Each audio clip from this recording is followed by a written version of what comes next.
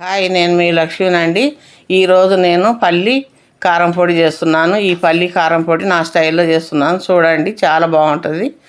ఈ పల్లి కారం పొడికి కావలసిన పదార్థాలు: పొయ్యి మీద ఒక ప్యాన్ పెట్టి ఒక కప్పు పల్లీలు వేసుకొని ఇవి సిమ్లోనే కలర్ వచ్చే వరకు వేయించుకోవాలి.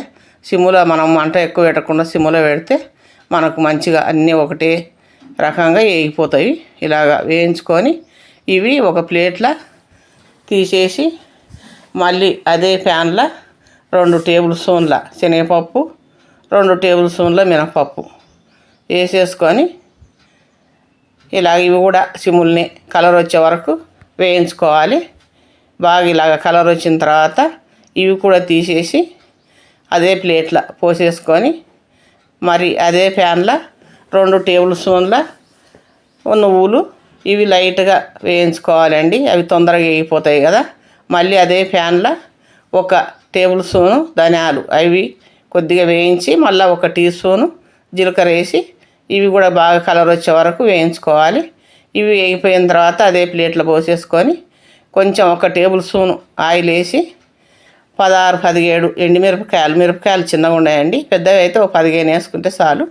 ఇవి వేసేసుకొని కరివేపాకు వేసి ఇవి కూడా సిమ్ముల్ని బాగా కలర్ వచ్చే వరకు మనకు వేగిపోయే వరకు వేయించుకొని చింతపండు కూడా వేస్తే తేమ లేకుండా వేగిపోతుంది, బాగుంటుంది పొడి.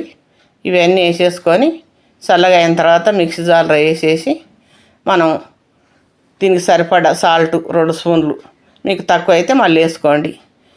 పొట్టు తీసి పెట్టుకున్న ఎల్లిపాయలు 1 పెద్ద గడ్డ వేసేసుకొని ఇవి మరీ మెత్తగా కాకుండా మరీ రవ్వగా కాకుండా మిక్సీ పట్టుకోవాలి. ఇలాగ చూడండి ఎంత బాగుందో.